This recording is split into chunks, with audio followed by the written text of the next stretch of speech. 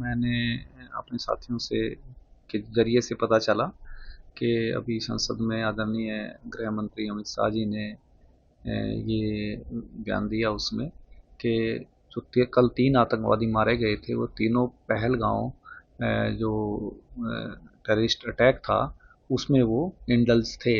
और उन तीनों को जो उनकी का डिजर्विंग सजा थी, सजाए मौत, वो हमारी भारतीय सेना के जवानों ने, पैरामिलिट्री फोर्सेस ने और जे.एंड.के पुलिस ने वो दिया।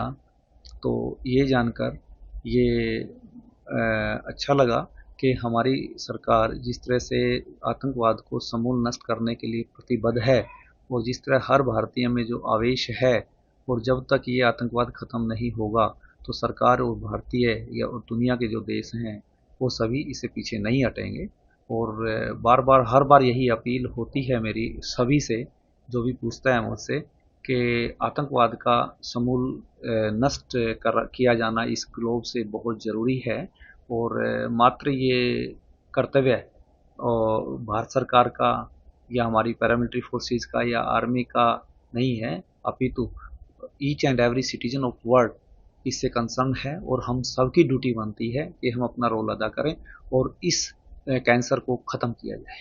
चर्चा गृह मंत्री अमित शाह हों या विपक्ष के नेता हों, सभी की तरफ से उन परिवार वालों के प्रति संवेदना व्यक्त भी की गई है संसद के अंदर।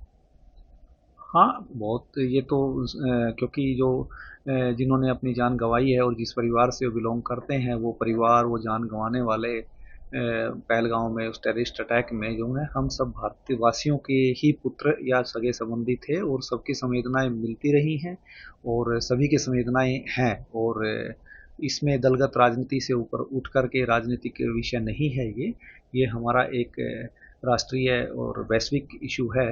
उन सब से ऊपर उठ करके इस आतंकवाद रूपी भस्मासुर को खत्म करना कल ऑपरेशन महादेव हुआ और उसके साथ कई तरह के भ्रम फैले थे, लेकिन वो क्लियर हो चुका है आज। भ्रम फैलने की बात तो मैं ये कहूँगा कि कल भी मुझसे बहुत पूछा गया था कि हो सकता है ये दूसरे आतंकवादी भी उसमें इंडल्स होंगे। तब भी मैंने कहा था कि भाई अभी नहीं कह सकते, पर मुझे ऐसा लगता है कि ये डेफिनेटली उसमें इंडल्स होंगे क्योंकि इस तरह के डिवाइसेस और हथियार और दूसरी तरह की चीज़ें आरडीएक्स सिमिलर मिला है जो कि वहाँ पर यूज़ किया गया है।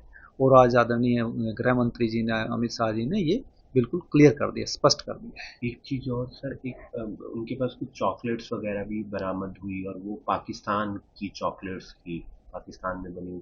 तो हम कह सकते हैं कि पाकिस्तान लगातार इन्हें पनाह दे रहा है। बात पनाह देने की नहीं है और चॉकलेट की नहीं है। इसमें मैं हर बार कह रहा हूँ, शुरू से बोल रहा हूँ कि ये पाकिस्तान प्रायोजित ही है और रहा है। और कल तो मैंने बताया तो कि मैंने भी इनका प्रोफाइल देखी है सबकी, तो प्रोफाइल में पाया गया कि हाशिम मूसा तो उसमें स्पेशल सिक्योरिटी जो ग्रुप है उसमें पैरा कमांडो रहे हैं। वो तो वहाँ ट्रेनिंग लेके आए, वेल ट्रेंड थे वो तो, और मास्टरमाइंड रहे हैं। इसी तरह अबू हमजा के बारे में भी मैंने कुछ जगह पढ़ा है। तो पाकिस्तानी हैं तो हैं, तो इसमें कोई दो राय नहीं है।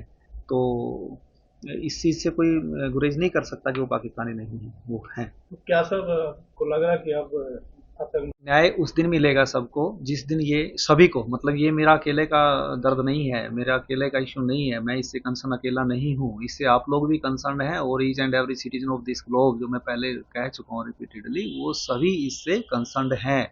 और सबको न्याय तब मिलेगा जब सभी ये आतंकवादी गतिविधि करने वाले, आतंकवाद फैलाने वाले, आतंकवाद की नर्सरी पालने वाले, उनको फंडिंग करने वाले, उनको पनाह देने वाले, हर तरह के लोग समूल खत्म होंगे इस दुनिया से, तब न्याय मिलेगा।